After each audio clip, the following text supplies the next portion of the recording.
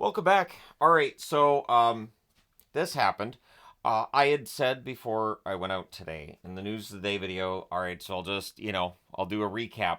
But then I got an idea just as we're ready to go out the door. Why don't I record both games, watch them, watch the key moments, write some notes, and then do a review? And here we are. So even though it is past midnight my time, I watched both games in their entirety. This one was a little more of a challenge because my PVR cut it off early, so I had to find it, and I couldn't fast forward through the rest of it. But I did my best, and here we are, two games tonight.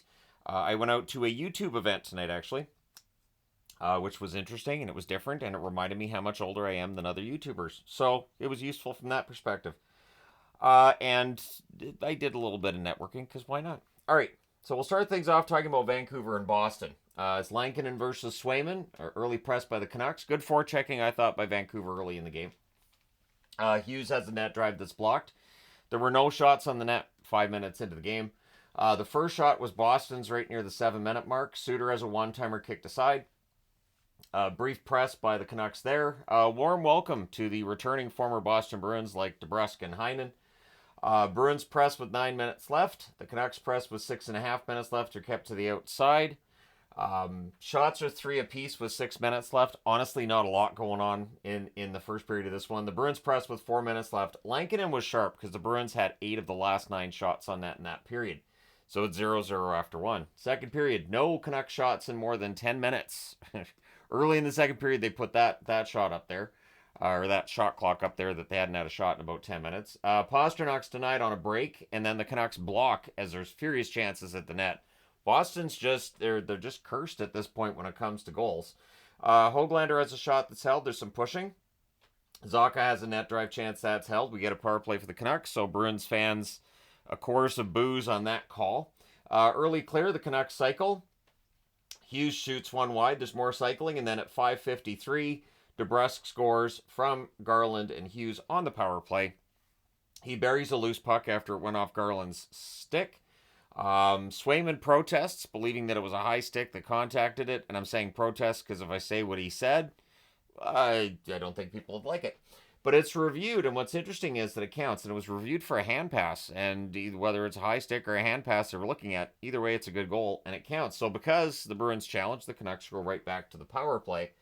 That was killed off. The Canucks press with 9.5 minutes left. Bruins get some pressure with 8 minutes left. Zadorov has a shot that's held. Lankinen is fantastic on the road. Like, what is this? Like, during that homestand, I was like, well, I guess Lankinen just, he's too tired. No, apparently he just needs to be on the road. It's bizarre. So there's a power play for Boston, early clear, then they cycle. Power play's killed off. One shot on net, and that was by Marchand from a sharp angle. Things are punchy on a hold by Lankinen. The Bruins press with 2 minutes left. The Canucks press back with a minute and a half left. And after the second period, it's 1-0. Vancouver 7-0-2 this season when they lead after two. So that's a good stat. Doesn't get hurt tonight either. Third period, the Bruins press at a minute and a half. The Canucks press at 3 minutes. Carlo has a shot that's held. There's some pushing there. The physical side's picking up. And coming out of a scrum, Boston has the power play. There's an early clear. Zach is denied on a rush. Power play's killed off. Lankinen's up to 30 saves at this point. Boston gets another power play. That's killed off as well. One shot on net, and Bruins fans getting restless at this point, although they were restless throughout because it was a quiet building. It's part of the reason I could hear Swayman swearing so loud. That was a quiet building tonight. Bruins press with 6 minutes left. With 5.5 minutes left, the shots are 30-12 in favor of Boston, which I thought was remarkable and put that up on the board. DeBrusk has a slot shot that gets blocked. Low-rise denied on a turnover chance. Patterson to Besser gets blocked on a 3-on-1 rush. Goalie pull happens in the final minute. The Canucks ice the puck with 36.4 seconds left. Boston calls a timeout. Whatever they discuss doesn't work. Garland hits the empty net from Suter at 19:47. Vancouver goes into Boston and wins 2-0. They go to 11-6-3 with the win. Boston drops to 10-10-3 with the loss.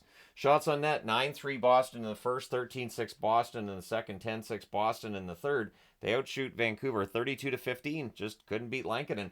Power plays, Vancouver 1 for 2, Boston 0 for 3. The hits 30-29 Vancouver. Lankinen saves all 32 shots for his second shutout of the season. I think they said his fifth in his career. Swayman 13 saves on 14 shots. Swayman wasn't the problem. They just couldn't score tonight. So Boston. This is kind of how things are going to go. Boston's going to score 1, 2 goals the rest of the year, I guess, in each game, and just try to hold the other team to zip.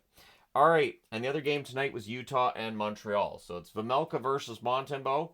Early press by Utah. We get a power play for the Habs in the first minute. There's an early clear. The Habs cycle. Power play was killed off without a shot on net for Montreal.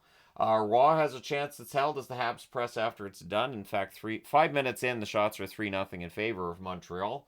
Caulfield's robbed. Vejmelka holds there. The Habs press at 9 minutes. Utah doing a good job of blocking at that stage. Shots are 6-5 Utah at the half. We get a power play for the Utah Hockey Club. That was killed. Or there's an early clear. Utah sets up. They cycle. Gunther's denied. Power play's killed off. I thought a pretty good penalty kill there by Montembeault. So Bjugstad's denied and close as Utah gets some pressure. Utah goes back to the power play. That one's killed off as well. Just the one shot.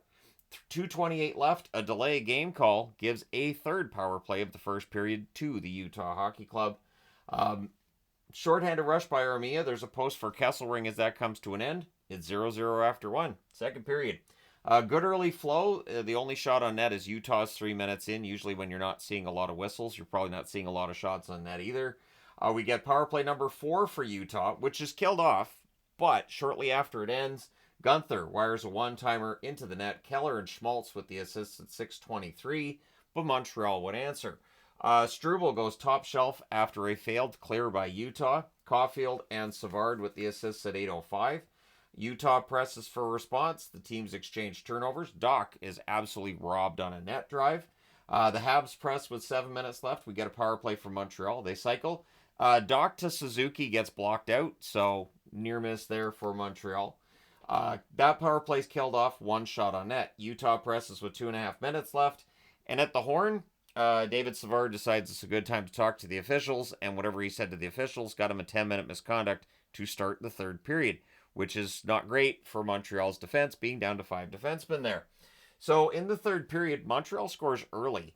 Newhook buries a loose puck. Vejmelka just didn't see it. It was in his feet. Dvorak and Jackeye with the assists at 46 seconds. Utah looks to respond. Heineman misses one high from the slot on a turnover, and then Utah does respond at 4:17 to tie it at 2. It's McBain.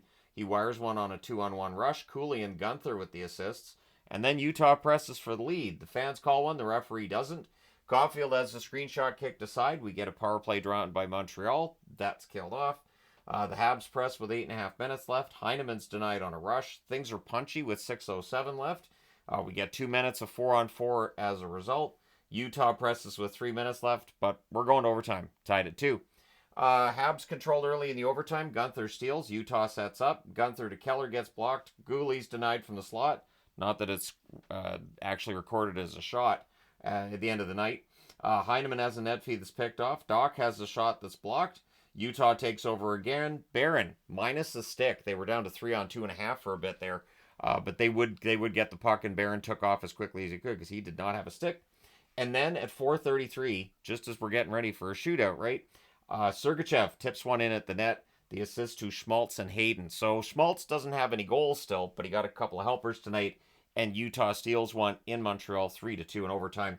They go to 9-10-3 with the win. With the overtime loss, Montreal 7-11-3. Shots on net favored Utah the whole way. 14-5 in the first, 8-3 in the second, 6-5 in the third, and they had the only shot in the overtime. Final shots 29-13 for Utah. Power plays, Utah 0 for 4, Montreal 0 for 3. The hits 44-15 for Montreal because they never had the puck. Vejmelka saves 11 out of 13, uncharacteristically low save percentage by his standards, but they get the win. And Montembeault, 26 saves on 29 shots at the other end. So there you go. You're caught up on what happened tonight. Don't forget to hit like and subscribe in the event you haven't done so already. Let me know your thoughts in the comment section below as always. And thank you guys so much for all your support. I will talk to you again soon.